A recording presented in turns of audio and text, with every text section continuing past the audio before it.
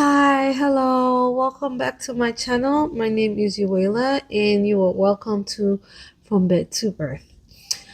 If this is your first time coming across my channel or this video, you're welcome here. If you're returning or you're subscribed to this channel, you're also welcome here. Please consider sharing this video because you just never know who you might be helping. So, in my previous video, I shared a little bit about why I created From Bed to Birth. And the main reason I did was based off of the experience that I went through when I was pregnant. I was diagnosed with Hyperemesis Gravidarum, and when I tell you, it was a very horrible experience. It was horrible.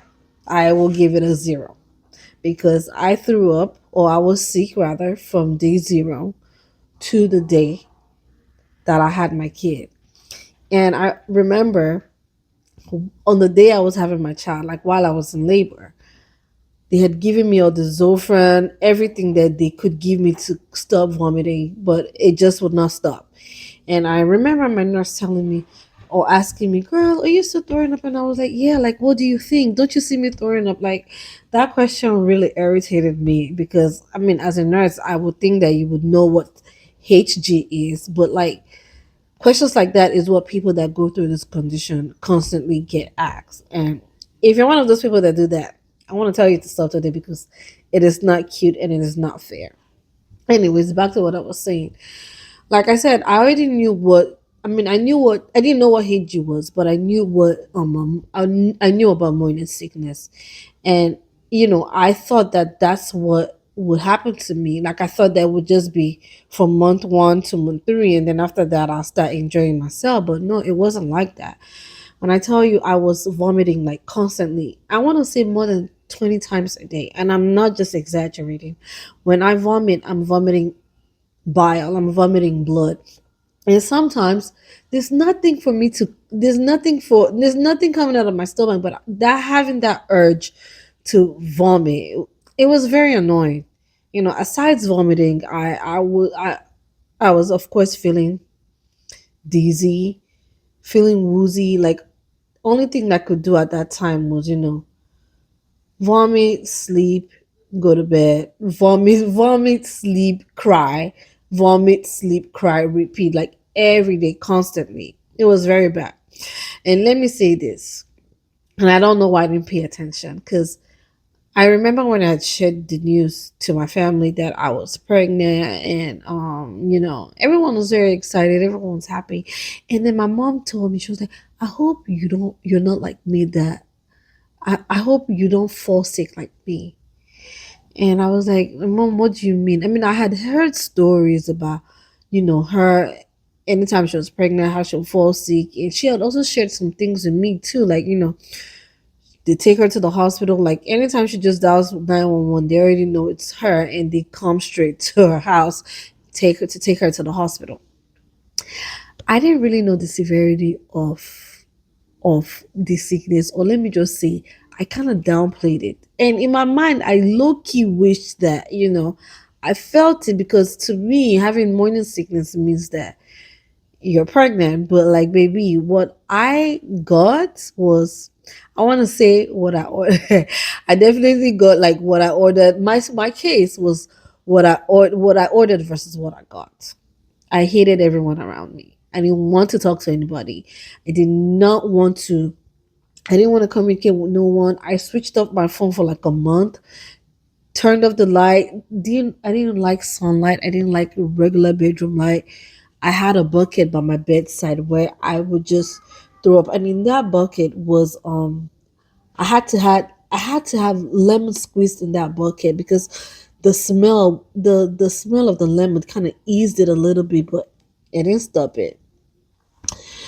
I also remember, like, I have friends and sisters that that have kids, and they would tell me, "Oh, I think you should just try lemon and ginger." And I tried it; it didn't work. Zofran didn't work because, I mean, at some point I was taken to the hospital. I was hospitalized, and whatever they gave me didn't work. And I also remember this was in Nigeria before.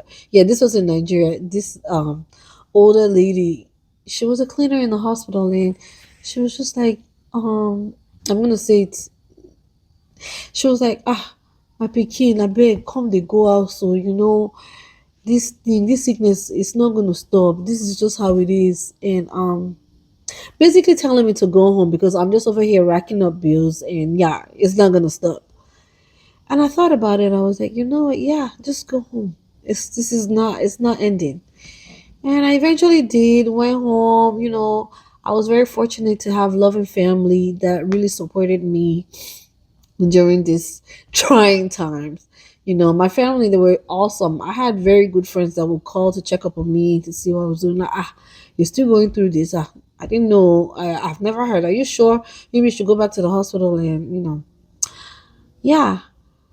Um, Another thing I want to add too was the fact that, going through this condition and not knowing what it was, I, went to Google to type, I would just type, constantly vomiting, and it was little limited information.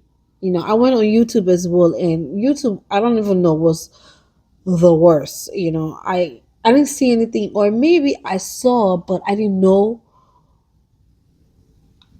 that what they were telling me was HG because I didn't know what condition I had. I don't know if I'm making sense, but like I said, I felt like there was limited information. I was very angry at myself. I was angry. I was just like, why are people not talking? Why don't people talk about this? Why are people not talking about it? Like, why do we have to normalize pain? Like, what is this condition? Like, what is happening to me? I was very sad. I was very angry. And like I said, I had support, but it's a lot of women out there that don't have support. It's a lot of people that are out there that feel lonely because of this. And this is why this platform was created. And this is why this platform is here. So ladies, if you are going through this condition alone or any pregnancy related complication and you just need a safe space, you need a place to vent, you need a place to talk, I want you to know that we're here.